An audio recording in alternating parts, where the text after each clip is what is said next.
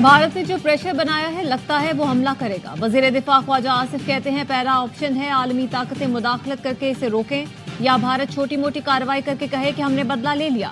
Civilian کو اگر نشانہ بنایا تو بھارت کے لیے نتائج بہت برے ہوں گے۔ پہلگام حملہ اسکرپٹڈ اور فراڈ تھا۔ وزیر دفاع خواجہ آصف کا خصوصی انٹرویو دیکھیے پروگرام خبر میں آج رات 10:03 پر۔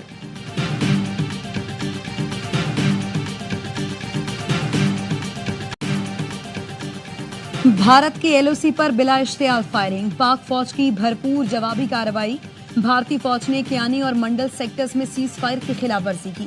پاک فوج نے بھارتی فوج کو منہ توڑ جواب دیا۔ سیکیورٹی ذرائع کے مطابق پاک فوج کے مؤثر جواب سے دشمن کے متعدد مورچے تباہ ہونے کی اطلاعات ہیں۔ مقبوضہ کشمیر میں ایل او سی پر قائم بھارتی چت پترا پوسٹ کو تباہ کر دیا۔ جنگی جنون میں مبتلا بھارت پاک بھارت سرحد سے متصل دیہات خالی کرانے لگا۔ بھارتی فوج نے سامبا کٹھورا اور اکھنور سیکٹر میں مزید دیہات خالی کرا دیے۔ اٹاری سیکٹر میں بھی گردوارے سے اعلانات کرائے گئے۔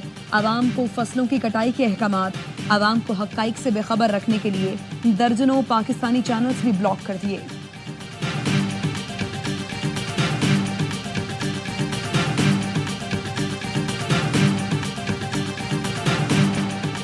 بھارتی فضائیہ کے 4 رافیل طیاروں کی مقبوضہ کشمیر میں پیٹرولنگ۔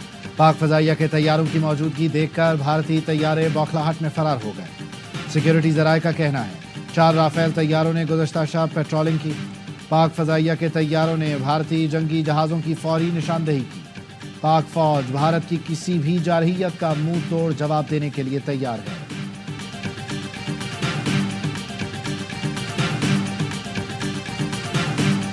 بھارت 24 سے 36 گھنٹے میں فوجی کارروائی کا ارادہ رکھتا ہے۔ کسی بھی مہم جوئی کا فیصلہ کن جواب دیا جائے گا۔ وفاقی وزیر اطلاعات عطا تارڑ کا رات کے ویڈیو پیغام، کہا پاکستان بھارت کا خطے میں مدعی، منصف اور جلاد کا خود ساختہ کردار سختی سے مسترد کرتا ہے۔ پاکستانی قوم اپنی خود مختاری اور علاقائی سالمیت کا ہر قیمت پر دفاع کرے گی۔ جنگ سے ہونے والی تباہی کی ذمہ داری بھارت پر عائد ہوگی۔ پاکستان نے پہلگام واقعے کی آزادانہ اور غیر جانبدارانہ تحقیقات کی پیشکش کی۔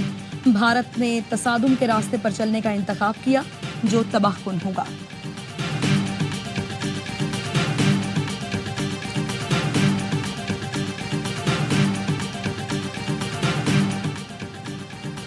ڈپٹی وزیر اعظم اسحاق ڈار اور D G I S P R آج شام 7:10 پر اہم پریس کانفرنس کریں گے۔ پہلگام واقعے کے بعد بھارتی جارحیت پر میڈیا کو بریفنگ دی جائے گی۔ پہلگام واقعے پر وزیر اعظم کہہ چکے غیر جانبدارانہ تحقیقات کے لیے تیار ہیں۔ چیئرمین پیپلز پارٹی بلاول بھٹو نے برطانوی نشریاتی ادارے کو انٹرویو میں کہا بھارت اس وقت جذباتی ہو رہا ہے، پاکستان تحمل سے کام لے رہا ہے۔ پاکستان نے بہت تحمل سے بھارت کے الزامات کا جواب دیا ہے۔ بلاول نے کہا پاکستان ایل او سی پر بھارتی فائرنگ کا جواب دے رہا ہے۔ پاکستان کو مقبوضہ کشمیر میں دہشت گردی اور ایل او سی پر فائرنگ سے کیا فائدہ ہوگا؟ دہشت گرد گروپ سے پاکستان کا کوئی تعلق نہیں۔ انہوں نے کہا بھارتی حکومت پانی بندش کو بطور ہتھیار استعمال کرتی ہے تو مطلب اعلان جنگ ہوگا۔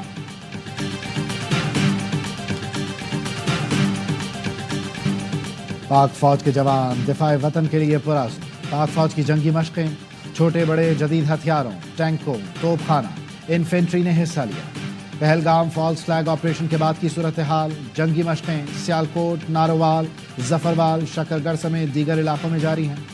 ملک کی سلامتی اور دفاع کے لیے پاک فوج کے جوان قربانی دینے کو تیار۔ پاک فوج ہمہ وقت چوکس اور فرض شناسی کے جذبے سے سرشار ہے۔ The way they are threatening. This attack and this war will be the last battle of Modi's political life. Punjab khalota hai Pakistan de naal रीढ़ दी हड्डी बन के। بھارت پاکستان پر حملہ کرتا ہے تو یہ بھارت اور مودی کی آخری جنگ ہوگی۔ پنجاب بھارتی تسلط سے آزاد ہوگا۔ خالستان تحریک کے رہنما گرپت ون سنگھ پنو کا کہنا ہے بھارتی پنجاب پاکستان کے ساتھ ریڑھ کی ہڈی بن کر کھڑا ہے۔ پاکستان اقوام متحدہ میں خالستان ریفرنڈم کی تحریک ڈالے۔ پاک آرمی کے لیے بھارتی پنجاب میں لنگر لگائیں گے، بھارتی فوج کا ہم مقابلہ کریں گے۔ سیک فار جسٹس نے بھارتی شہر پٹیالہ میں کینٹ کی دیواروں پر پاکستان خالستان زندہ باد کے نعرے لکھ دیے۔ خالستان کے جھنڈے لہرا کر فوٹیج جاری کی۔ سیک فار جسٹس کے general council Gurpat one Singh پنو نے طلباء کے نام پیغام میں کہا بھارت کا مودی آپ کو یتیم کر دے گا، اپنے والدین کو بھارت کے لیے لڑنے سے روکیں، پاکستان سے لڑنے سے انکار کریں۔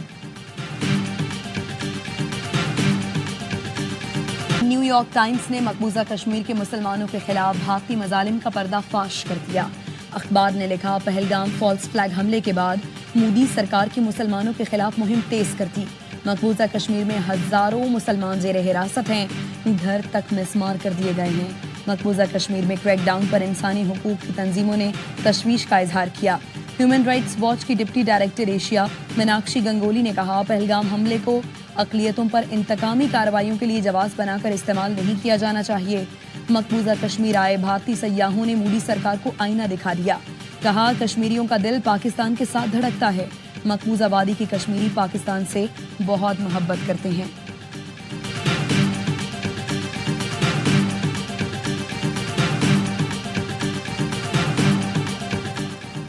بوکھلاہٹ کے شکار مودی سرکار اور بھارتی میڈیا کا پاکستانی دریا خشک ہونے کا پروپیگنڈا۔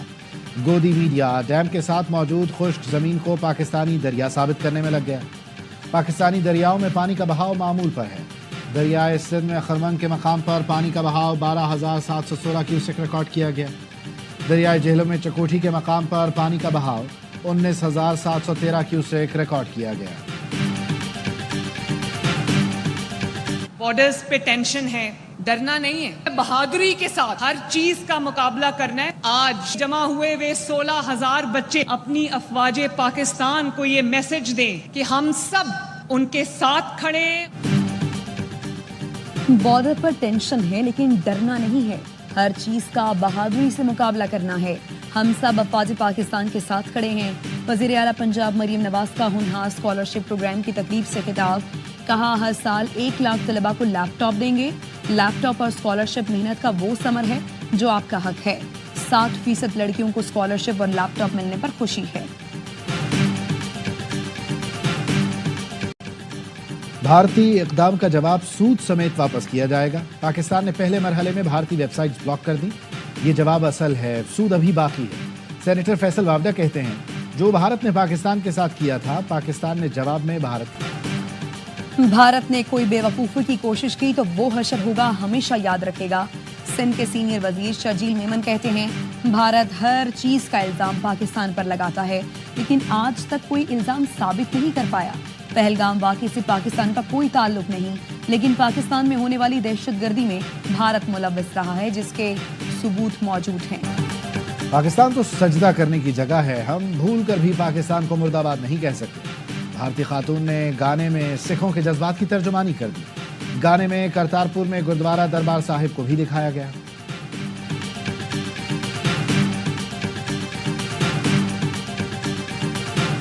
پورا سال میں کرنٹ اکاؤنٹ سرپلس ہوگا، ہمارا ریونیو اور ایکسپینڈیچر ہے، اس میں ایک سرٹن لیول آف ڈسپلن آ چکا ہے۔ Inflation obviously has been a very good story کہ انشاءاللہ یہ IMF کا آخری پروگرام ہوگا۔ اسٹرکچرل ریفارمز کریں تو IMF کا موجودہ پروگرام آخری ہو سکتا ہے۔ وزیر خزانہ محمد اورنگزیب کی FPCCI میں تاجروں سے گفتگو، کہا ملک میں جو میکرو اکنامک استحکام آیا اس کی مثال نہیں ملتی۔ کرنٹ اکاؤنٹ خسارے اور پالیسی ریٹ میں کمی ہوئی، ٹیکس اتھارٹی میں ریفارمز کر رہے ہیں، اب ہمارے پاس گنجائش نہیں ہے، ہر سیکٹر کو ٹیکس دینا ہوگا، توانائی سیکٹر میں ہم درست سمت میں جا رہے ہیں۔ ابھی روڈ پر سلنڈر دھماکہ، 5 افراد جاں بحق، 3 بچے اور 2 خواتین شامل۔ سلنڈر کی دکان کے اوپر فیملی رہائش پذیر تھی، دھماکے سے 3 منزلہ عمارت زمین بوس ہو گئی۔ سلنڈر پھٹنے سے قریبی دکانیں اور عمارتیں بھی متاثر ہوئیں۔ Digital nation Pakistan act digitalisation کے فروغ کے لیے اہم ہے، سرمایہ کاروں کے لیے سازگار ماحول فراہم کرنا ترجیح ہے۔ وزیر برائے IT شیزہ فاطمہ کا digital foreign direct investment forum کے اختتامی سیشن سے خطاب۔ سیکرٹری جنرل ڈیجیٹل تعاون تنظیم دیما الیاحیہ نے بھی پاکستان کی معیشت بہتری کی جانب گامزن ہے، یہاں سرمایہ کاری کے بے پناہ مواقع موجود ہیں۔ وزیر اعظم شہباز شریف سے ڈیجیٹل تعاون تنظیم کی سیکرٹری جنرل کی ملاقات۔ شہباز شریف نے کہا، فورم میں مندوبین کی بھرپور شرکت پاکستان کے ڈیجیٹل شعبے میں بڑھتے اثر و رسوخ کی علامت ہے۔ پاکستان کا سب سے قیمتی اثاثہ ہماری نوجوان افرادی قوت ہے، نوجوانوں کو ڈیجیٹل ہنر و تربیت سے لیس کرنا اولین ترجیح ہے۔ نائب وزیر اعظم اسحاق ڈار نے digital foreign direct investment forum سے خطاب میں کہا پاکستان میں سرمایہ کاری کے نئے دروازے کھل رہے ہیں، پاکستان کا مستقبل ڈیجیٹل ہے، دنیا کو دعوت دیتے ہیں مستقبل کی تعمیر میں پاکستان کا ساتھ دیں۔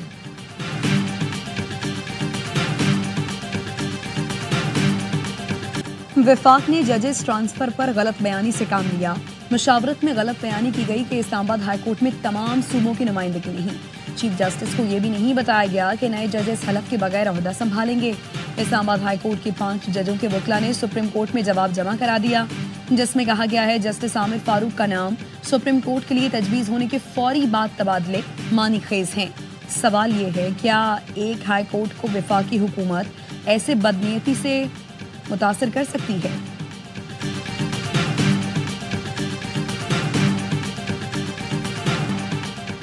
وزیر داخلہ محسن نقوی کا رات گئے جناح اسکوائر مری روڈ انڈر پاس پروجیکٹ کا دورہ، شاہین چوک مارگلہ روڈ اور فیض آباد انٹرچینج کا بھی معائنہ، پروجیکٹ مقررہ مدت میں مکمل کرنے کی ہدایت، کہا ٹریفک کے بہاؤ میں بہتری لانے کے لیے فیض آباد انٹرچینج کو کشادہ کیا جائے گا، ہمارا مقصد اسلام آباد کو عوامی سہولتوں کے حوالے سے عالمی معیار کا شہر بنانا ہے۔